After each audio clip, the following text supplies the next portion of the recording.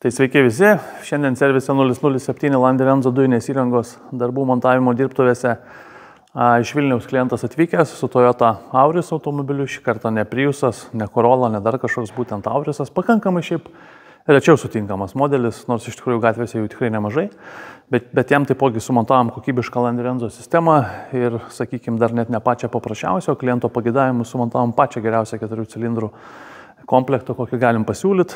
Tai esminis, aišku, skirtumas to komplekto yra štai šitame kampe sumontuojamas ne Landerenzo Li02 turbo reduktoriukas, o Landerenzo Li10 turbo.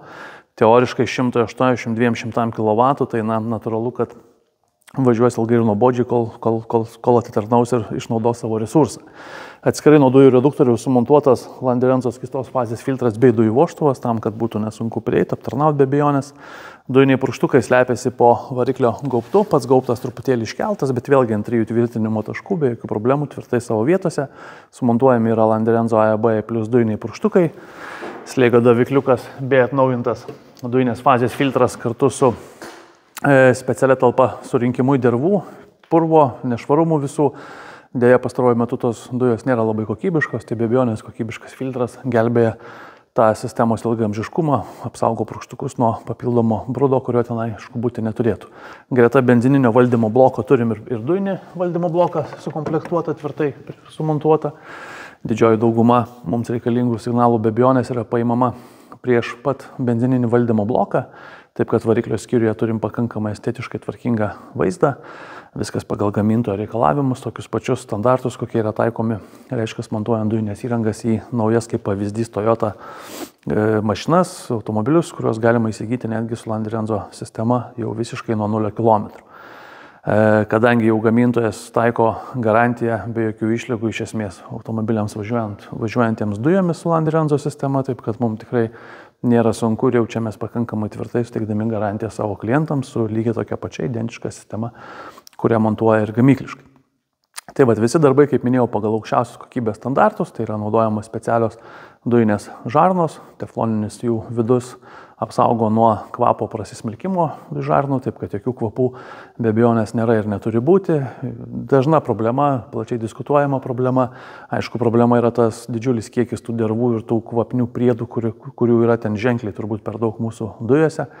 Tai aišku, ilgainiui visos tos žarnos pasmirsta, kad ir kokios jas bebūtų, ar pigiausios, ar brangiausios, tai investuojam, ieškom tų sprendimų, kad tų problemų nebūtų. Aišku, naudojam ir spiruoklinės sąvaržas, ir specialias gofras, gamyklinius laikiklius.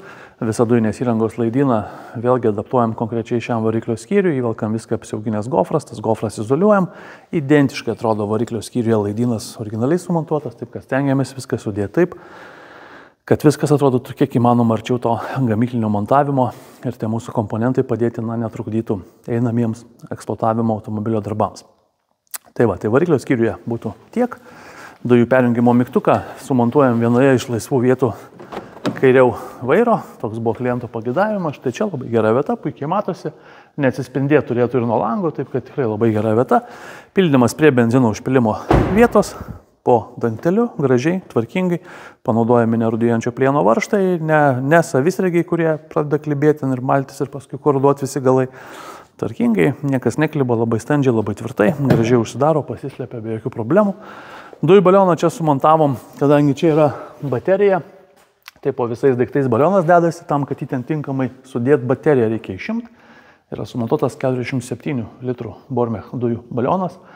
Didesnio nei per diametrą, nei per aukštį dėti jau tenai neišeis, netgi ir išėmus bateriją, o jos neišėmus, tai aišku, čia jau sudėtinga būtų kažką dėti daugiau nei 40-42 litrų.